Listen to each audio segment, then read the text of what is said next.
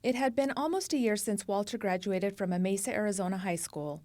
On a warm April evening, after spending months pondering if he was ready to make the leap to being the first person in his family to go to college, Walter knew he was tired of driving past Mesa Community College's Southern and Dobson campus and imagining what goals he could accomplish. He was ready to take the first step in becoming a first-generation college student at Mesa Community College. Walter woke up on a Monday morning at 7 a.m. with a big smile and a lot of questions about where to begin. He grabbed his wallet and car keys on his way out the door to start the next chapter in his life. He drove to the east side of the campus and turned on Enrollment Way.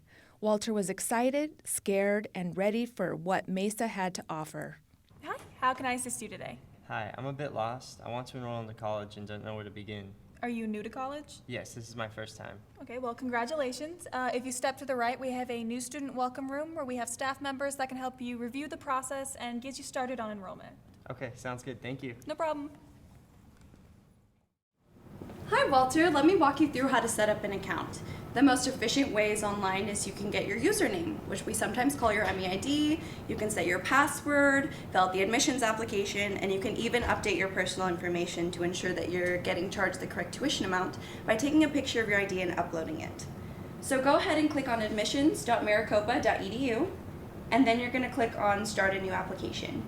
If you get stuck on anything, I'll be walking around to answer any questions. Okay, thank you so much. The first step, getting admitted, applying was actually pretty easy. Walter put some basic information into an online application and was given his MEID. I have a quick question. What is an MEID? I'm so glad you asked. That is the username that you will use for every system here at the college. If you decide to attend any other Maricopa schools, your username and password won't change. I always recommend writing it down somewhere until you memorize it. I can give you a slip of paper and you can write it down and keep it in your wallet if you'd like. Okay, thank you. When choosing his major, Walter knew he wanted to do something with computer programming. He also knew that he wanted to go to ASU to get his bachelor's degree. He chose to pursue an associate in science degree at MCC. Just as the new specialist told him, he did have to upload a picture of his driver's license that he took in just a few minutes using his smartphone. Walter, you got through the admissions application. Great. Now that you've uploaded your photo online, our system will quickly determine if you're eligible for in-state tuition. It looks like I am eligible. Fantastic. That will save you a lot of money. That was pretty easy. Congratulations for applying to Mesa Community College. Now we move on to the next step, which is either to submit your high school transcript or you can take some placement tests so that we know which English, reading, and math classes you should take.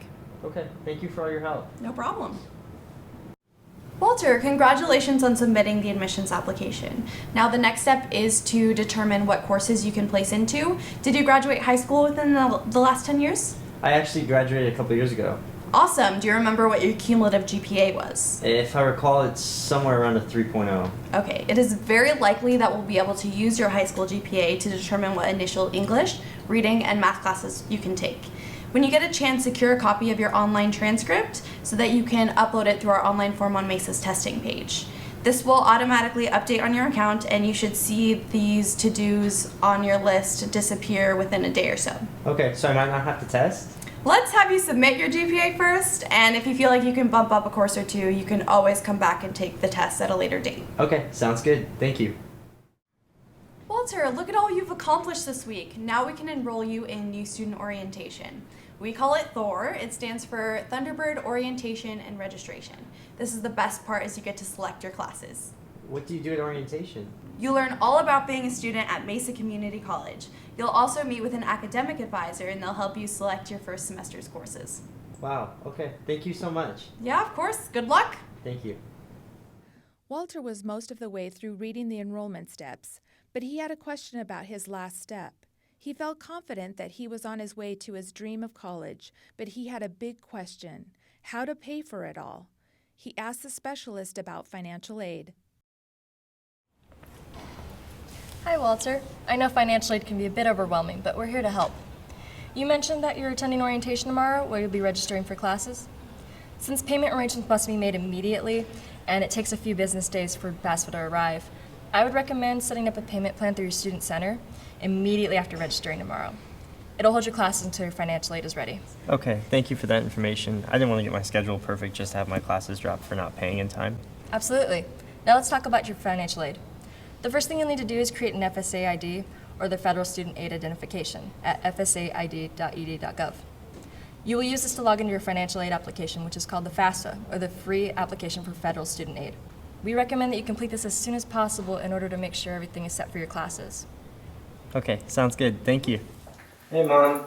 I'm so excited. I went to Mesa Community College today, and I registered to become a student. I get to attend orientation tomorrow while I get to pick out my classes, and there's just a few things I might need your help with tonight.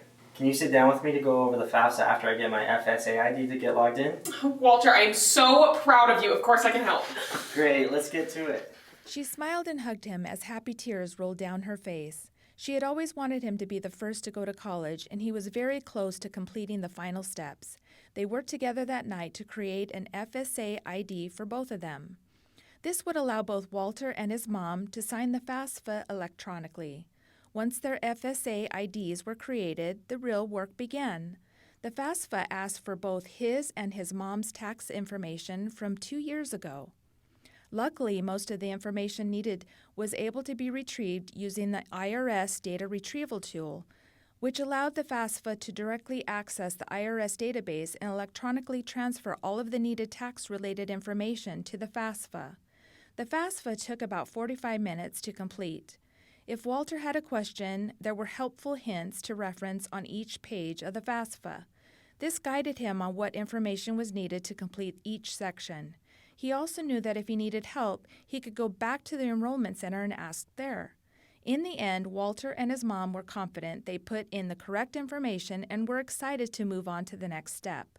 Walter now had time to budget and plan how he was going to pay his tuition, fees, and other educational expenses. The next day, Walter went back to the enrollment center to attend Thunderbird orientation and registration. He was led into a room with laptop computers and sat down to see the presentation. The presentation walked him through things he needed to know as a student. They talked about navigating campus, academic expectations, the importance of advising, and introduced him to the various systems he would be using as a student. They also talked about finances and the financial aid process. Walter was proud of the fact that he had completed the FAFSA and was even able to answer a question for another student in the session. After the presentation, an advisor came in to provide help registering for the first semester. Walter knew this was the pivotal moment. Once he registered, he would officially be a college student. The advisor walked Walter through understanding his test scores and recommended classes for the first semester. Walter, I'm glad you asked. Even though you're working, if you would like to graduate within a few years, we recommend you take 15 credit hours each semester. Requirements for full-time financial aid says you must take 12 credit hours each semester. Full-time can seem overwhelming, but there are plenty of help around campus to help you with time management skills. Okay, that sounds good. Thank you. Walter took this into consideration and decided to take 12 credits for his first semester. After talking with the advisor further, he felt this was a good compromise in balancing work with school while still helping him reach his goal. Walter logged into his student center and started searching for his classes. Most of the courses Walter was able to fit into his schedule. For one, his public speaking course, he knew he would probably need to rearrange his work schedule. He made a mental note to talk to his boss regarding his schedule, but knew how to change his classes if he needed to. Walter left the enrollment center with his class schedule printed out, a copy for himself and his mom in hand. While school was still a few weeks away, Walter knew there was no going back now. He was ready.